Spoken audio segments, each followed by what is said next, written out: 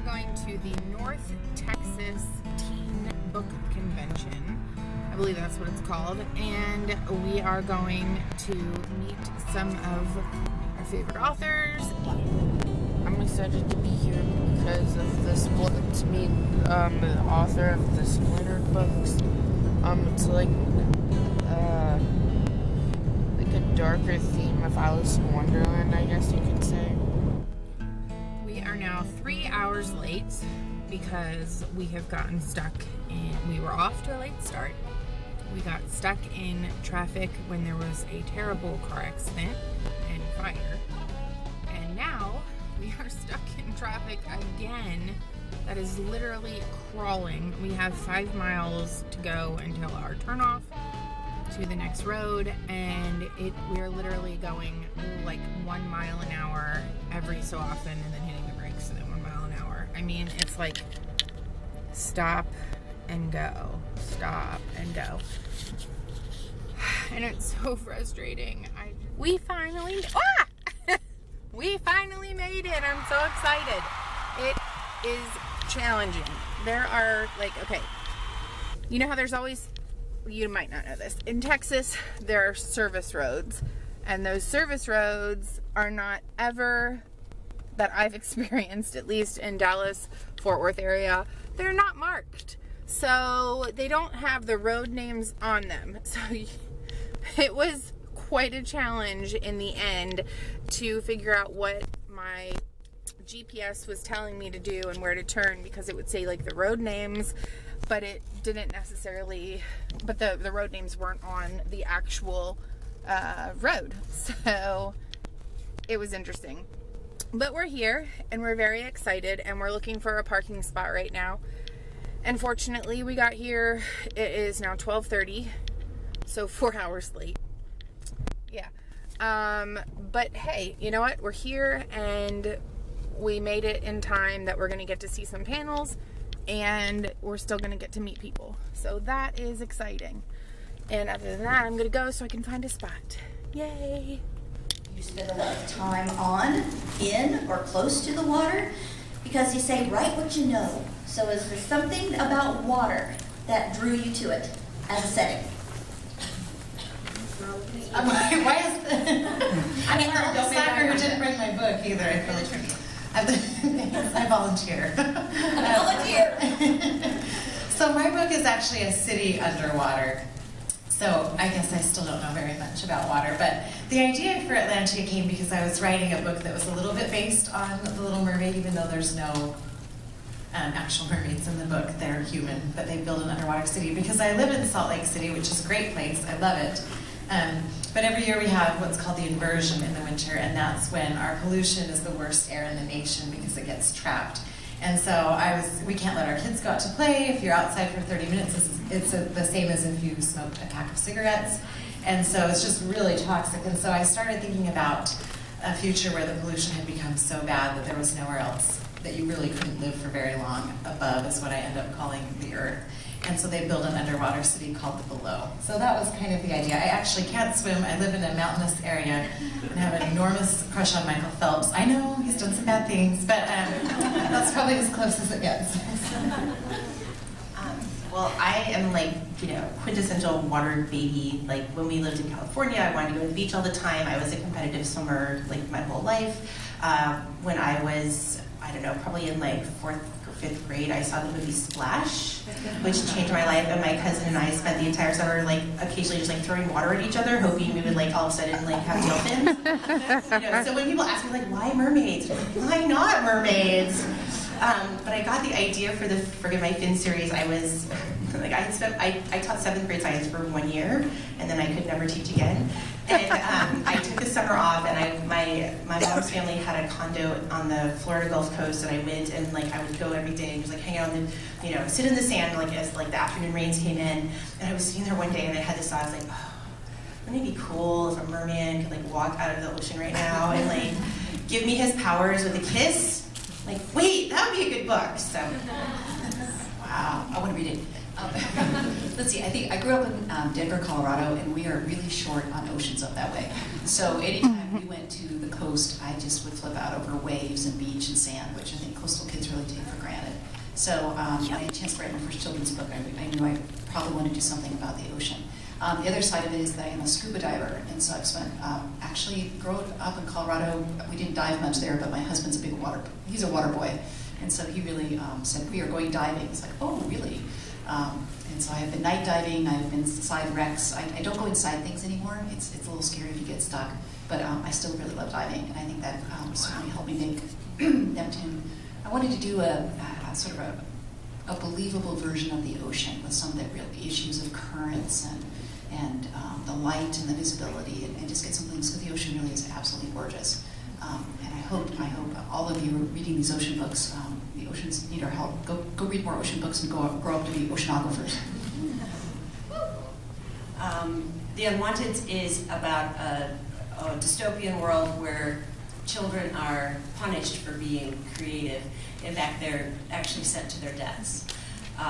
And the rumor is in the world of Quill that you die by being immersed in the Great Lake of boiling oil. So that's what people are whispering about. It's a really happy book. Yeah, and then everyone dies, and that's the end. Sorry. No, there's actually a magical world, and the person who's supposed to be putting these children to death has secretly been saving them for years and teaching them to use their creative abilities to do magic, both for fun but also as weapons in case they ever get discovered. But when the Unwanteds, once a year there's a purge, and all the Unwanteds go to, they get loaded on this bus and they're all chained together and they know they're about to die. And they get to this world, and there's the lake of boiling oil, and then all of a sudden everything changes and it becomes the secret magical world of Artemis that's been hidden. The actual lake of boiling oil turns into a beautiful sea. And the whole layout of the world of Artemis, the magical world, is based on a little, maybe 20, 25 acres on Lake Michigan, near where I grew up. And my mother actually lived on this property, but it used to be a zoo. And back in the 1920s, it was a zoo. A man who had a summer home on Lake Michigan in Holland, Michigan, would go to Africa and bring the animals back. And then he'd open up his property on the weekends to the townspeople, and they'd sell hot dogs, and they'd have, like, there's an elephant, and there were all these things, but it was right on Lake Michigan. It was just absolutely a gorgeous spot. And when I started describing the world of Artemis and laying out the property and how it looks, I realized I had been just studying that plot of land where my mother grew up. Actually, she didn't grow up with the zoo there. She moved there after it was gone. But the history of that land was so interesting to me, and that just turned into this, the world of Artemis. So with the water out, just off the coast, right off the property there. So that's how that happened. Well done, Matt. I'm just curious how you get the elephant back, like in 1920. Like, how do you get the, like, do you just on a ship? On a ship. You're just like, I'd like to book passage for an elephant. Yeah. Sorry, I get distracted easily. I mean, I do love the water. I love diving. I grew up spending my summers in Cape Cod, and then at camp where we were around the water all the time. And really, like, what's funny is that the water inspiration for each of these books is very, very different.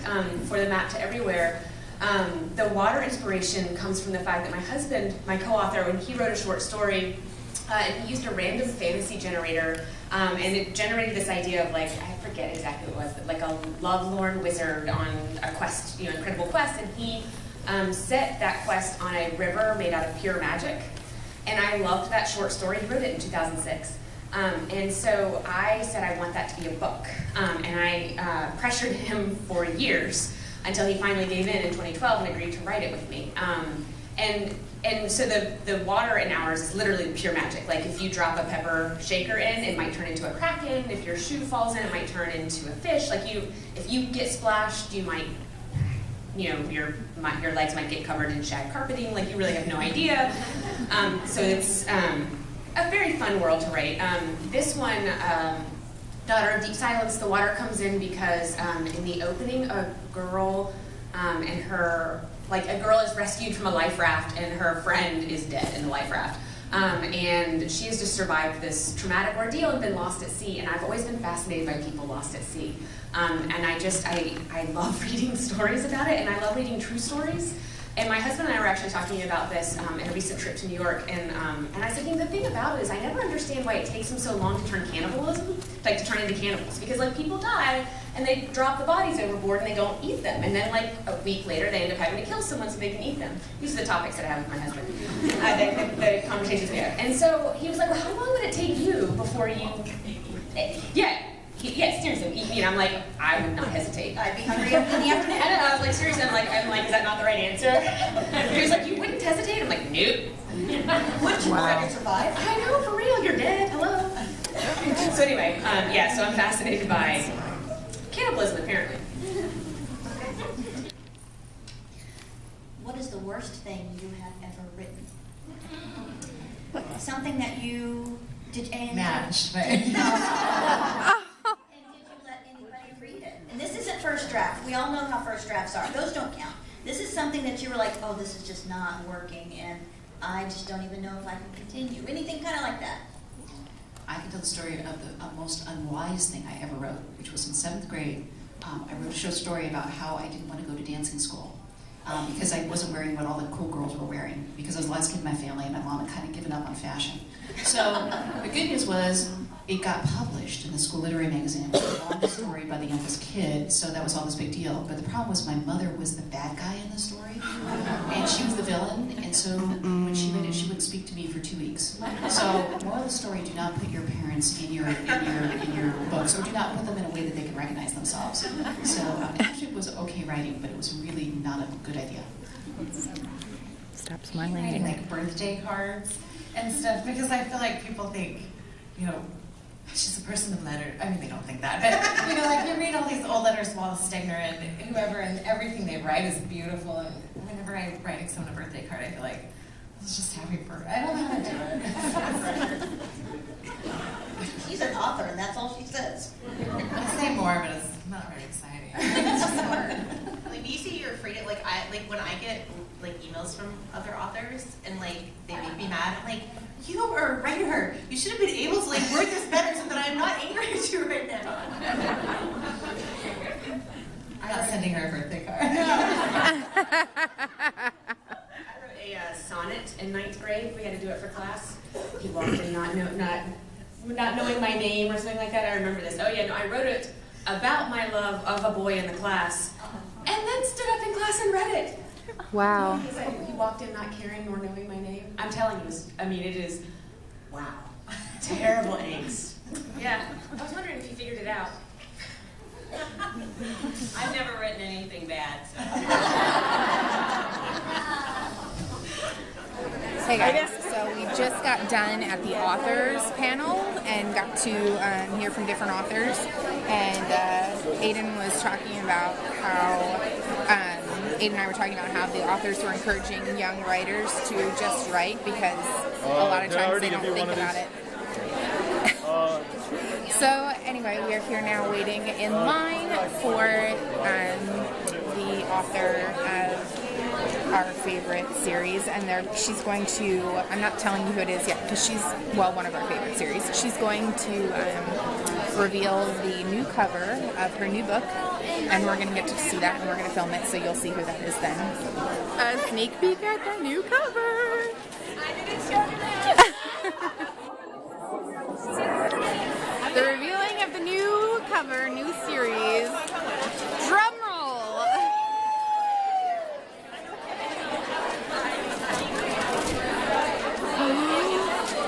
Ooh, that's beautiful! Return to Wonderland. Untamed.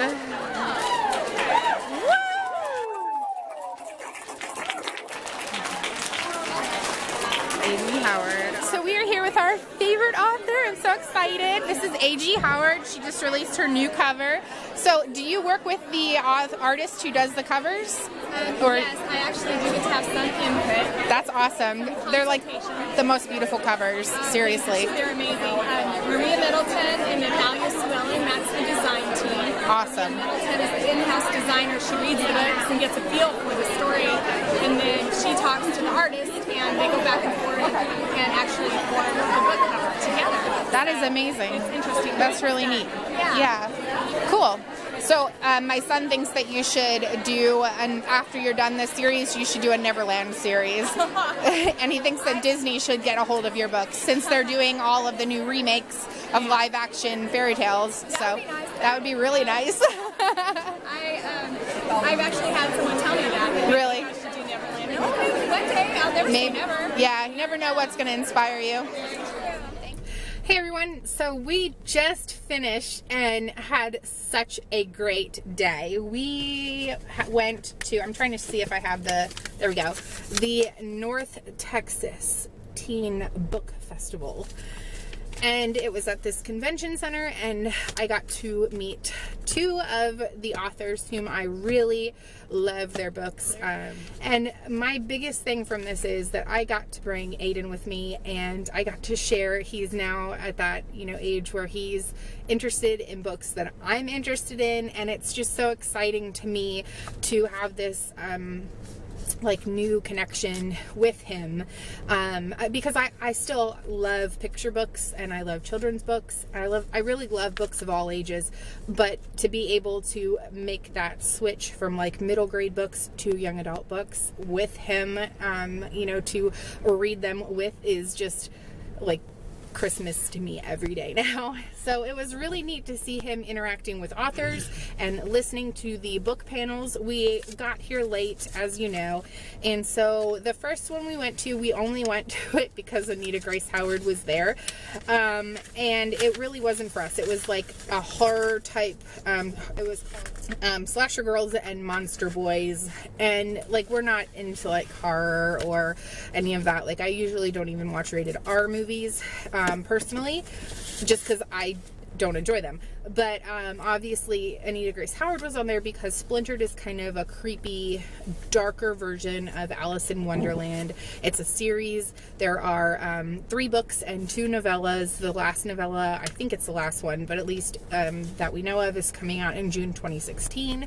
We got to see the reveal of that, which you have now seen also. That was it, and it was neat because we were in the front of the line, so we both got to talk to her while everybody was waiting, for the book signing to start. She got there early since she was doing the release of her cover, and we got a poster signed with the cover as well, and it's beautiful. Honestly, that is actually what drew me to the books originally, was the beautiful artwork on the cover. And then whenever I read on Goodreads that they were about Alice in Wonderland, but a different version, that like struck a chord with me because that's one of my favorite books ever. I'm actually wearing an Alice in Wonderland necklace today in commemoration of today. And so the artwork really spoke to me, and now, the same artists have made each cover, and they're beautiful and so unique. And now we're going home. It was really fun. Would you like to come to another one of these events, Aiden? Yeah. I think this was a big hit. I think that I hope that the North Texas Teen Book Festival happens again. This was the first year. I really hope that this is an annual thing. They did a really good job, both with the moderators asking the questions, with allowing kids to get up and ask questions for the authors, and then the signing lines so that the kids could actually meet the authors. And in the beginning of the day, something that Aiden didn't get to experience because we were late, was they had something called book speed dating, basically, where they allowed the kids to go through, and they had experts there to help them find a new book for free.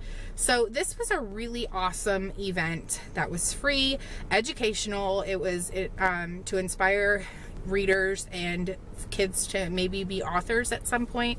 And I think did you get that out from this? Do you feel like inspired to read more and maybe write someday, or just to enjoy books more?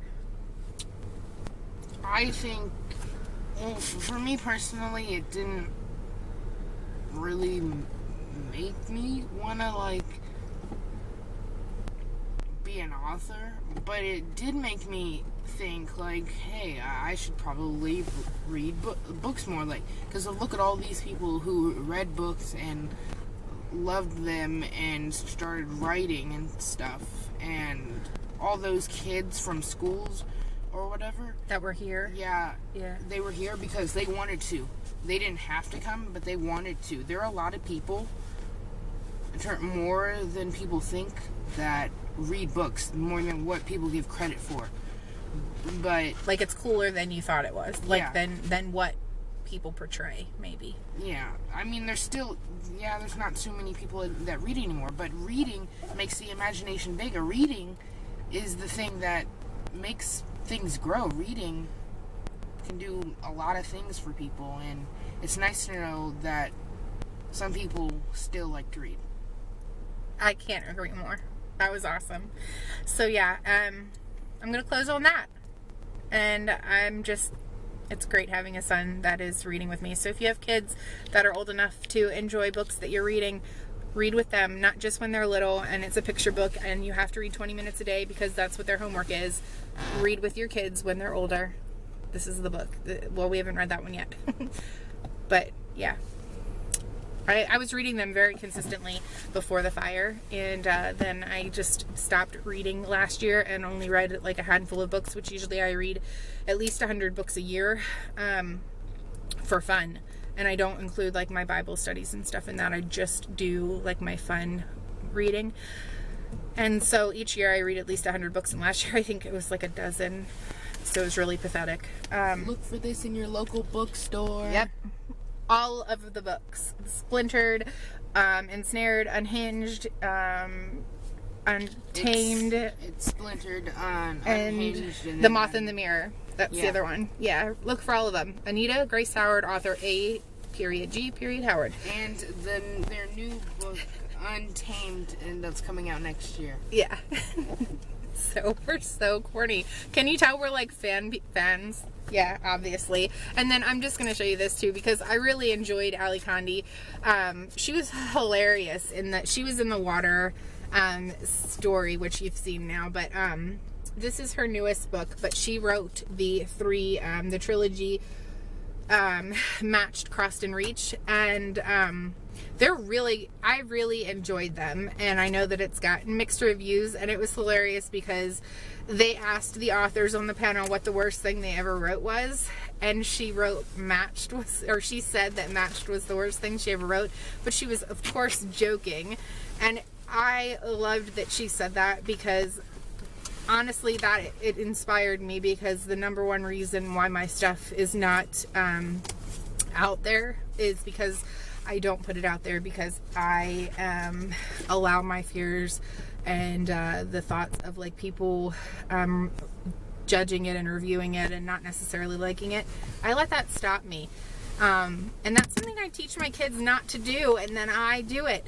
I'm bad. I'm horrible. So she's very funny, so also go look for Ali Condie's books. And then the very last thing, we got Violet a surprise, and that is this series, The Whatever After, by Sarah Mlinowski. I'm sorry, I just butchered your name. She was so sweet, this lady. So I'm excited about Violet reading this book, and I'm going to read it too. So anyway, that's it. Have fun. Bye. Wonderful day. And Good vibes to everybody. Go ahead. I might be the Mad Hatter because I'm mad about books. Bye.